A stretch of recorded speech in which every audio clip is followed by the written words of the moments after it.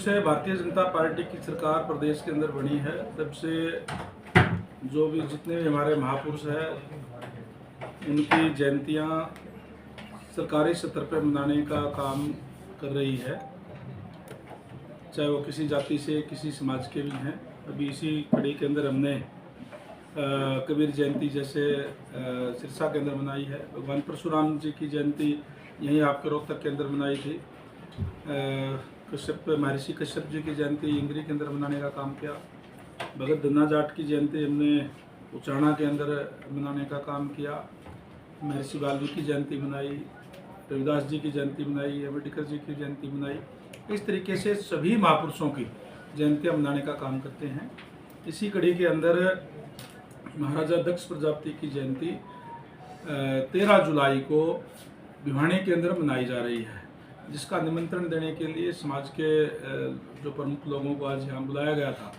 और समाज के लोगों में बड़ा जोश है। मैं समझता हूँ कि रोहतक से भी उसमें हजारों की संख्या के अंदर लोग जो है वहाँ पहुँचेंगे और जयंती मनाने का काम करेंगे, जिसमें माननीय हमारे यशस्वी सीएम साहब, नायब सैनी जी मुख्य अतिथि होंगे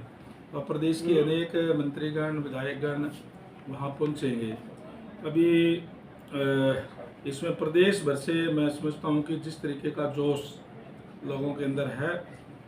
50,000 से भी ज़्यादा लोग भिवानी के अंदर इकट्ठे होकर के उस दिन और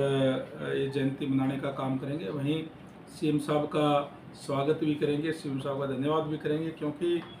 जो खासकर जो मोस्ट बैकवर्ड है या चाहे एससी समाज के लोग हैं, जो वंचित वर्ग है, पिछड़े हुए लोग हैं, उनको सम्मान देने का काम भारतीय जनता पार्टी की सरकार में हुआ है। चाहे मेरिट के आधार पर नौकरियों की बात हो, चाहे जो समान विकास करने की बात हो, और चाहे जो पंडित दीनदयाल उपाध्याय का जो अमूल मंत्र है, जिस तरीके से माननीय सीएम साहब काम कर रहे हैं कि अंतिम व्यक्ति तक सरकारी सेवाओं का लाभ पहुंचे और डिजिटल करके उनको लाभ पहुंचाने का काम वो जो है वो कर रहे हैं, तो आज हर वर्ग को इस बात का जो है बेनिफिट जो है मिल रहा है। हमें याद है इस बात की भी कि जब कांग्रेस की सरकार भूपेंद्र सिंह हुड्डा जी के नेतृत्व में होती थी, तो जो खासकर जो बैकवर्ड क्लास है, बैकवर्ड में जो मोस्ट बैकवर्ड है, जिसमें प्रजापति समाज भी आता है, जांगड़ा समाज भी आता है, लोहार समाज भी आता है, मणियार, तेली, धोबी, चिंबी, सारे जो आते हैं, इनकी कोई भी अगर से वैकेंसी निकलती थी तो भी जितनी वैकेंसी होती थी, मान लो कोई वैकेंसी 50 BCA की निकली तो उसमें से 10, 15, 20 भर करके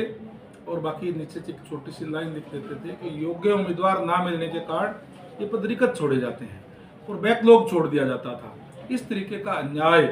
इन लोगों के साथ करने का काम पूर्व की सरकारों ने करने का काम किया है। तो जहां हम बड़ी संख्या के अंदर जहां आकर के हमारे गुरु जी की जयंती जो मनाने का काम करेंगे, वहीं सीएम साहब का धन्यवाद भी करेंगे, उनका स्वागत करने का काम भी जो है करेंगे। और इस बात के लिए मैं धन्यवाद और बधाई देना चाहूँगा हमारे मुख्यमंत्री आदरणीय नायब सैनी जी को, जो परंपरा आदरणीय मनोहर लाल जी ने शुरुआत करने का काम किया था कि जो जितने भी महापुरुष हैं, जितने भी गुरु साहिबान हैं, उनकी जयंतियाँ सरकारी स्तर पर मनाए, उसको आगे बढ़ाने का काम हमारे माननीय मुख्यमंत्री महोदय जो करने का काम बखूबी जो है वो कर रहे हैं।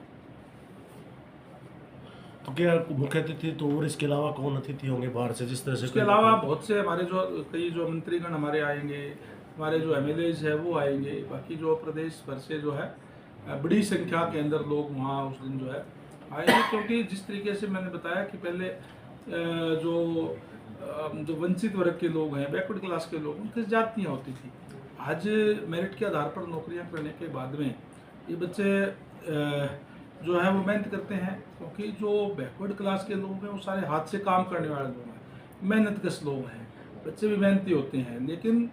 उनको इस तरीके की व्यवस्था कर दी गई थी कि नौकरी केवल और केवल मेरिट के आधार पर ना दे करके और सिफारिश से, पॉलिटिकल सिफारिश से, पैसे से मिलती थी। इन लोगों के पास ना तो पॉलिटिकल सिफारिश होती, ना ही पैसा होता था। तो इस तरीके से आज अपने आप को गौरवान्वित महसूस कर रहा है पूरा समाज जो है। तो ये बहुत बड़ा बदलाव प्रदेश के अंदर लाने का काम भारतीय जनता पार्टी की सरकार ने किया है। और इसी तरीके से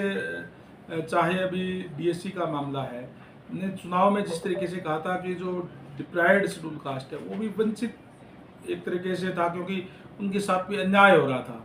बाबा साहेब डॉक्टर भीमराव अम्बेडकर जी ने जो आरक्षण की व्यवस्था करने का काम किया, वो इसलिए करने का काम किया कि जो वंचित वर्ग के लोग हैं, जो ज़्यादा पिछड़े हुए हैं, उनको भी उनका हक मिल सके। और वास्तव में आज की जो सरकार है उसके अंदर उनको अपना हक जो है मिल रहा है। हमने जो चुनाव में कहा था, पहले ही कैबिनेट की मीटिंग के अंदर डीएसयू को हमने 10% अलग से आरक्षण देने का काम किया, ताकि उनको अपना हक जो है वो मिल सके। इसी तरीके से आज जो बीसीए है उसका 16% और बीसीबी का जो 11% 27% आरक्षण है। आज कोई भी वैकेंसी अगर निकलती है सरकार के अंदर तो एक भी सीट खाली नहीं रहती। अब कोई ज़्यादा थोड़ी पढ़ने लगे बच्चे तो पहले भी पढ़ते थे, अब भी पढ़ते हैं, लेकिन उन्होंने व्यवस्था इस टाइप की की हुई थी ताकि उनका हक जो मार करके दूसरों को दिया जा रहा था। बैकलॉग छोड़ करके फिर वो जो है अपने लोगों के हिसाब से वो उनकी वैकेंसी जो भर देते थे।